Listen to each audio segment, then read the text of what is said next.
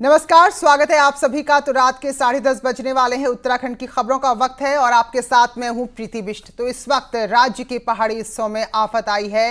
पानी का प्रकोप लोगों को डरा रहा है। तो भूस्खलन की तस्वीरें आपको हम दिखा रहे थे, बाढ़ की तस्वीरें दिखा रहे थे, लेकिन अब जो तस्वीर आ जाए उसने वाकई में चौंका दिया।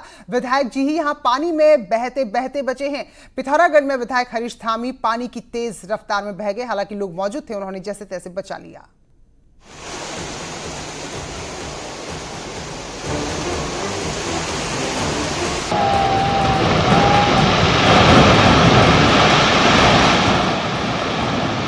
उफनता नाला है, नीचे तेज धारा है और सिर्फ रस्सी का सहारा है। इससे पहले कि हादसे की भयावहता को शब्दों में समेटे तस्वीरों को पूरा देख लीजिए।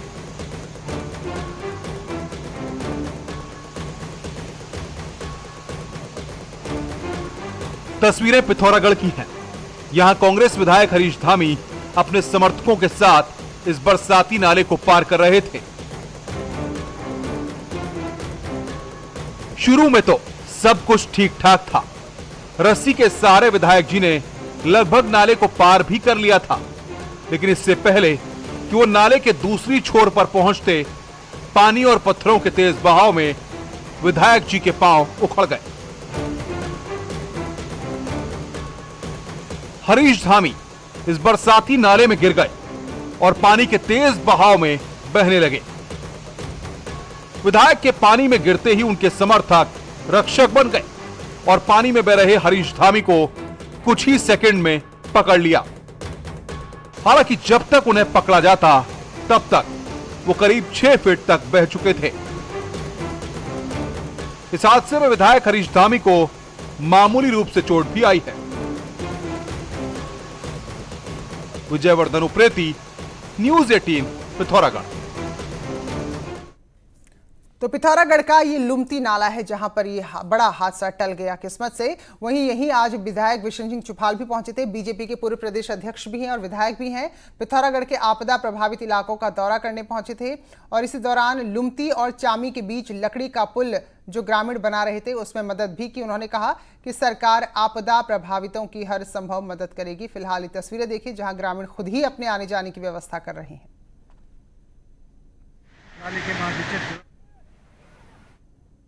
जब मैं गौड़ा में गया था, मैंने देखा वहाँ काफ़ी भीड़ हुई। उस भीड़ के दौरान हमने गांव वालों के सहयोग से विद्युत पुल रखे थे और विद्युत पुल के माध्यम से हमने अस्थायी रूप में वहाँ पुल निर्माण किया और लोगों का उसको पुल में भी। तो हर रोज कोई ना कोई डराने वाली तस्वीरें सामने आ रही हैं। अब जो हम तस्वीर आपको दिखाने जा रहे हैं वो चमोली की है। यहाँ बद्रीनाथ हाईवे पर कुछ ही सेकंड में पहाड़ का एक बड़ा हिस्सा सड़क पर आ गया और किसी शख्स ने वही मौजूद था, उसने एक कैमरे में अपनी कैद की है। तो देखिए जरा कैसे हजारों टन मलबा जिसमें कंकर, पत्थर, मिट्टी, कीचड़ सब कुछ है वो सब सड़क पर आ गया। तो ये तस्वीर बद्रीनाथ हाईवे के कुहेड़ के पास की है और मलबा आने की वजह से ये एनएच बंद हो गया।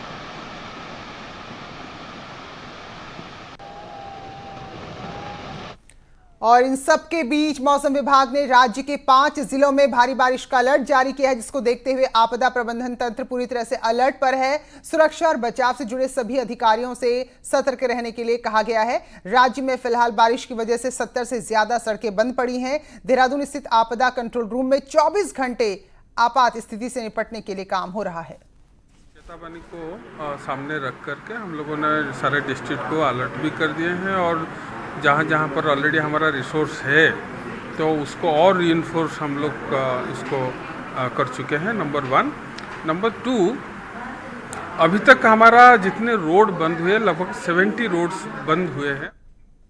तो लोगों की परेशानी लगातार बढ़ रही है। वहीं हरिद्वार के शिवालिक पर्वत पर स्थित मनसा देवी और चंडी देवी मंदिर की पहाड़ी पर भी खतरा मंडराने लगा है। भूवैज्ञानिकों की माने तो अगर पहाड़ काटकर हो रहे निर्माणों को नहीं रोका गया तो परिणाम और भी ज्यादा विनाशकारी हो सकते हैं। वहीं जिलाधिकारी कह रहे हैं कि मनसा देवी के पहाड़ों पर पहले भी वैज्ञानिकों द्वारा रिसर्च की गई है, उसका संज्ञान लिया गया है। तो जो भी सुरक्षा के लिए कदम उठाने होंगे वो कदम उठाए जाएंगे। अगर इस पर ध्यान नहीं दिया गया और अगर कभी अचानक क्लाउड बस्ट हो गया जैसे केदारनाथ में हुआ था, तो एक मिनी केदारनाथ की दुर्घटना हरिद्वार के मनसा देवी से लेकर के नीचे के मोती बाजार तक और गंगा के तट तक, और बाकी जहां स्लाइडिंग जोन्स आप जहां उल्लेख कर रहे हैं इसका मैं संज्ञान ले लेता हूं, लेकर के जो है वहां पे भी प्रॉपर स्टडी किया जाएगा। अगर पूर्व में स्टडी हुआ है तो उसको फ़ायदा लेकर के हम लोग जो है उचित सुरक्षात्मक उपाय करें। चलिए, और अब आज का कोरोना अपडेट। तो राज्य में आज कुल 199 नए केस सामने आए हैं। तो इस तरह से उत्तराखंड में मरीजों की संख्या 7065 हो गई है, जिसमें 2955 एक्टिव केस हैं और अब तक 76 लोगों की मौत भी हुई है। और आज देहरादून में 74, हरिद्वार में 47, नैनीताल में 26, चंपावत में 17, चमोली में 6, बागेश्वर में 2, अल्मोड़ा में 1, पौड़ी में 4, पिथौरागढ़ में 9, रुद्रप्रयाग और उधम सिंह नगर में 3-3, वहीं उत्तरकाशी में 7 नए मामले आज के दिन में सामने आए हैं। तो कोरोना के मामले लगातार बढ़ते जा रहे हैं। इन सबके बीच आज 300 बेड के नए कोरोना हॉस्पिटल की शुरुआत हो गई है। निर्माणाधीन मेडिकल कॉलेज में मुख्यमंत्री ने आज हॉस्पिटल का शुभारंभ किया और इस हॉस्पिटल में विशेष तौर पर 35 बेड का आईसीयू भी बनाया गया है, जिसमें कोरोना मरीजों को इलाज मिल सकेगा जिनकी स्थिति अगर गंभीर होती है। तो इस दौरान कई सारे अधिकारी मौजूद थे। तो मुख्यमंत्री ने कहा कि कोरोना संक्रमण को रोकने के लिए सख्त सर्विलांस पर जोर दिया जाए। अस्पताल में वो तमाम व्यवस्थाएं की हैं और पर्याप्त व्यवस्थाएं यहाँ पर है। मुझे लगता है कि कोविड पर अच्छा काम यहाँ की टीम ने किया, चाहे प्रशासन की टीम हो चाहे मेडिकल। और खबर नैनीताल से, जहां राज्य में जिला नियोजन समिति के चुनाव का मामला है। हाईकोर्ट दिसंबर में करेगा मामले की सुनवाई। उत्तरकाशी के प्रदीप भट्ट ने याचिका दाखिल की है। तो जिला नियोजन समिति के चुनाव कराने की मांग यहां पर की गई है। राज्य निर्वाचन आयोग ने अदालत में जवाब दिया कि सरकार कोरोना महामारी की व्यवस्थाओं में जुटी है। तो ये तर्क दिया गया है कि इसकी वजह से वक्त नहीं हो रहा। तो निर्वाचन आयोग ने सरकार से सहयोग के बिना चुनाव नहीं होने की बात यहाँ पर कही है।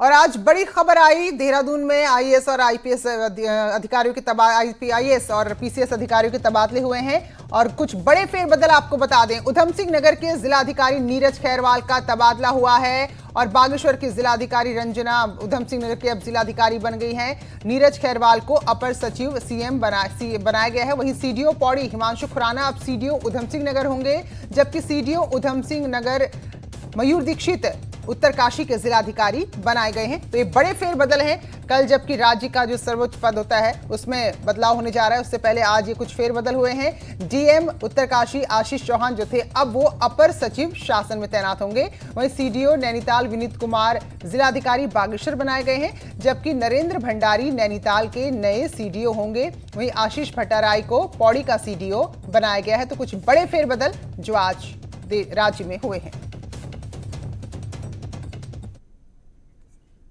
और कल का दिन इसलिए भी अहम है क्योंकि उत्तराखंड में नए मुख्य सचिव कल पदभार संभालेंगे। ओम प्रकाश जो राज्य के नए मुख्य सचिव होंगे और इसका आदेश जारी हो गया है। अपर मुख्य सचिव राधा रतूड़ी ने इसके आदेश जारी किए हैं। ओम प्रकाश अभी एडिशनल चीफ सेक्रेटरी हैं और मौजूदा मुख्य सचिव उत्पल कुमार सिंह कल यानी कि शुक्रवार को सेवानिवृत्त हो रहे हैं। तो न्यूज 18 ने पहले ही आपको बता दिया था कि जो भी नाम आगे चल रहे हैं उसमें ओम प्रकाश ही वो नाम नजर आते हैं वरिष्ठता के आधार पर, काम के आधार पर, कि जो अगला मुख्य सचिव होंगे तो उस पर मोहर लगी है और ओम प्रकाश को नया मुख्य सचिव बनाया जा रहा है। तो आपको बता दें कि ओम प्रकाश 1987 बैच के आईएएस अधिकारी हैं। तो कल राज्य को नया मुख्य सचिव मिलने जा रहा है। तो 1987 बैच के आईएएस अधिकारी हैं ओम प्रकाश और उनके पास उत्तर प्रदेश और उत्तराखंड में अब तक 33 साल के काम का अनुभव है। यूपी कैडर में ओम प्रकाश सबसे पहले जौनपुर में ट्रेनी आईएएस रहे, फिर खुर्जा में एसडीएम और फतेहपुर में सीडीओ रहे। इसके बाद मऊ, गाजीपुर, बांदा, हाथरस में जिलाधिकारी के तौर पर उन्होंने जिम्मेदारी संभाली है और उत्तराखंड बनने पर देहरादून के डीएम रहे। फिर अर्धकुंभ 2004 में मेला अधिकारी रहे। वहीं फाइनेंस और इंडस्ट्री डिपार्टमेंट छोड़कर सभी विभागों के सचिव भी रहे हैं और फिर 2012 में प्रमुख सचिव और 2017 में अपर मुख्य सचिव बने। एजुकेशनल क्वालिफिकेशन की अगर बात करें, उनकी शिक्षा दीक्षा की बात करें तो ओम प्रकाश पटना साइंस कॉलेज से फिजिक्स ऑनर्स हैं और फिर दिल्ली विश्वविद्यालय के सेंट स्टीफेंस कॉलेज से फिजिक्स में एमएससी की है। 14 मई 1962 को जन्म हुआ और मूल रूप से बिहार के बांका जिले के रहने वाले हैं। तो फिलहाल कल पदभार संभालेंगे और 2022 में रिटायरमेंट है। तो कल उत्पल कुमार सिंह रिटायर हो रहे हैं, उससे पहले पुलिस मुख्यालय आज पहुंचे जहां उन्हें विदाई दी गई। पुलिस मुख्यालय में चीफ सेक्रेटरी को डीजीपी अनिल रतूड़ी ने गुलदस्ता देकर स्वागत किया और सभी आईपीएस अधिकारियों के साथ चीफ सेक्रेटरी ने अपने अनुभव साझा किए। वहीं डीजीपी ने भी कहा कि कोविड-19 के दौरान पिछले 4 महीनों में शासन का पूरा सहयोग मिला और आगे किस तरीके से काम होना है उसको लेकर चर्चा की गई है। अपने अनुभवों को साझा करना भी बड़ा आवश्यक होता है और ख़ास करके अलग अलग स्तर के अधिकारी भी उससे काफ़ी कुछ गेन करते हैं और सिमिलरली हम भी उनसे जब कुछ बातें सुनते हैं तो उससे हम भी काफ़ी कुछ गेन करते हैं और डिसीजन मेकिंग फिर और बेहतर। सारे अनुभवों को शेयर किया गया और कोविड के जो विशेष तौर से इस दौरान पिछले 4 माह से लगभग जो ये चुनौती चल रही है अभी बरकरार है, उसमें माननीय मुख्य सचिव महोदय का नेतृत्व हमें प्राप्त हुआ।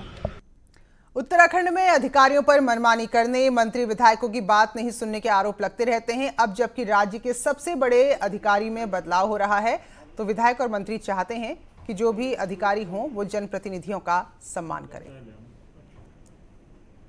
सम्मानित हमारे जितने जनप्रतिनिधि है, चाहे वो विधायक के रूप में है, जिला पंचायत अध्यक्ष के रूप में है या नगर निगम के मेयर के रूप में है, तो मुझे लगता है कि इन जनप्रतिनिधियों का सर्वोपरि जो सम्मान है उसको सदैव बरकरार रहना चाहिए। और जितने भी विधायकगण हैं, सांसदगण हैं, उनका मान सम्मान होना चाहिए, जनप्रतिनिधियों का मान सम्मान होना चाहिए और उनको प्रदेश भर की नॉलेज होनी चाहिए कि कहाँ कहाँ क्या कमियाँ हैं, क्योंकि ये प्रदेश बहुत पीछे हटता चला जा रहा है।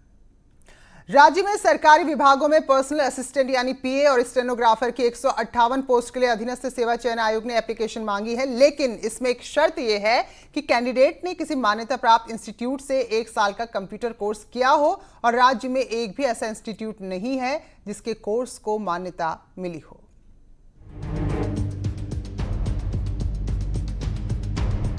अगर आप स्टूडेंट हैं और कंप्यूटर डिप्लोमा कोर्स कर रहे हैं तो यह खबर आपके लिए है। उत्तराखंड अधीनस्थ सेवा चयन आयोग जो सरकारी डिपार्टमेंट्स में भर्तियों के लिए एग्जाम कराता है, उसने एक ऐसा फरमान निकाला है जिसका जवाब आयोग के पास भी नहीं। आयोग ने पीए और स्टेनोग्राफर्स के 158 पदों के लिए एप्लीकेशन मांगी है। जरूरी क्वालिफिकेशन के साथ साथ मान्यता प्राप्त इंस्टीट्यूट से 1 साल का कंप्यूटर कोर्स भी मांगा गया है। अब इसमें गफलत यह है कि राज्य में एक भी मान्यता प्राप्त इंस्टीट्यूट ऐसा नहीं है जिसके कोर्स को आयोग माने। इस चक्कर में एप्लीकेंट्स भी हैरान हैं। 1 वर्षीय कंप्यूटर डिप्लोमा की बात इन्होंने की है और उसमें लिखा है कि मान्यता प्राप्त।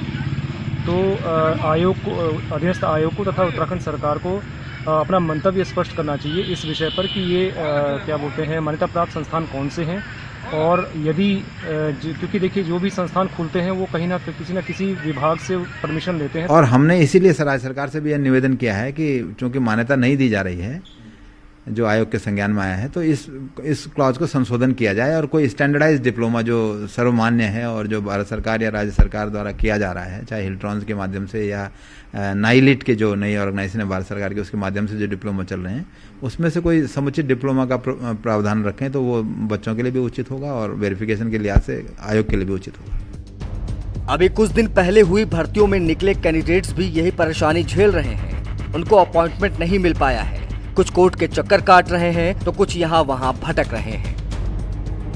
देहरादून से न्यूज़ 18 के लिए सुनील नवप्रभात की रिपोर्ट। और यही सवाल जब हमने सरकार के प्रवक्ता मदन कौशिक से पूछा तो सुनिए जरा उनका क्या जवाब था। में आज अप्लाई है, मैं इसे दिखवाता हूँ, ऐसा कैसे संभव हो सकता है? डिप्लोमा की मान्यता तो राज्य सरकार भी देती है, भारत सरकार भी देती है। तो दुनिया भर की संस्थाएं हैं जो भारत सरकार राज्य सरकार के अंतर्गत चलती है, फिर वो डिप्लोमा देती है और वो डिप्लोमा की मान्यता होती है। तो मुझे नहीं जानकारी है कि वो किस प्रकार के मान्यता की बात। तो शिक्षा नीति में बदलाव हुआ है और 3 दशक बाद हुए इस बदलाव से शिक्षा विभाग से जुड़े लोग काफी खुश हैं। उत्तराखंड में शिक्षा के क्षेत्र से जुड़े लोग नई शिक्षा नीति को बच्चों के हित में देख रहे हैं। उनका कहना है कि बच्चों को पढ़ाई बोझ नहीं लगनी चाहिए और उनकी पसंद का सब्जेक्ट उन्हें पढ़ने की छूट होनी चाहिए। वह एक बहुत ही बेहतरीन और खूबसूरत शिक्षा नीति है। पूरे देश में ये इतिहास में अंकित होगा। कुछ हार्डनेस खत्म की गई है कि अगर बच्चा मान लीजिए कि उसको साइंस पढ़ने की इच्छा है, साथ में वो हिस्ट्री पढ़ना चाहता है, तो अब ये इसमें ये हो गया कि वो हिस्ट्री पढ़ सकता है। तो ये जो फाउंडेशन था, बहुत ज़्यादा जकड़न थी, उसमें थोड़ा सा रिलीफ मिल रहा है। उत्तराखंड हाईकोर्ट ने हरिद्वार जिला शिक्षा अधिकारी ब्रह्मपाल सैनी पर कार्रवाई के आदेश सरकार को दिए हैं और साथ में हाईकोर्ट ने कहा है कि 6 अगस्त तक जिला शिक्षा अधिकारी को नोटिस देकर चार्ज फ्रेम करें, जिसके बाद कार्रवाई की रिपोर्ट अदालत में दाखिल करें। इसके साथ ही हाईकोर्ट ने टिप्पणी भी की कि अगर उनके खिलाफ भ्रष्टाचार के दस्तावेज हैं तो सरकार अब तक उनको क्यों बचा रही है और क्यों उन पर कोई कार्रवाई नहीं की गई है। दरअसल याचिका में कहा गया है कि इसके लिए डीएम से लेकर सरकार तक शिकायत की गई, लेकिन उसके बावजूद कोई कार्रवाई नहीं की गई। तो कल उत्तराखंड बोर्ड के नतीजे घोषित हुए थे, जिसमें देहरादून की सुजाता रमौला भी 12वीं की मेरिट लिस्ट में आई हैं टॉप 10 में। और बड़ी बात यह है कि सुजाता सरकारी स्कूल की छात्रा हैं और सुजाता रमौला को 91.8% अंक मिले हैं। सुजाता के पिता नहीं है और मां घर चलाने के लिए दूसरों के घरों में सहायिका का काम करती हैं। तो खुद सुजाता अपनी छोटी बहन की देखभाल के साथ साथ पढ़ाई करती हैं और अब जबकि सुजाता को इतने बेहतर अंक मिले हैं तो इसकी कामयाबी पर पूरा परिवार खुश है। और मेरे उत्तराखंड बोर्ड से 91.8% आए हैं और इसके पाने के लिए हमने बहुत मेहनत करी है कंटिन्यूसली। मैं 10th में बहुत कोशिश करी थी कि 90+ आ जाए, पर 10th में नहीं आ पाए, 88% आए थे, पर 12th में आए तो बहुत खुशी हुई। इसने अपने पापा का नाम जो था रोशन कर दे। चलिए फिलहाल एक ब्रेक के लिए यहाँ पर रुक रहे हैं, लौटेंगे जल्दी।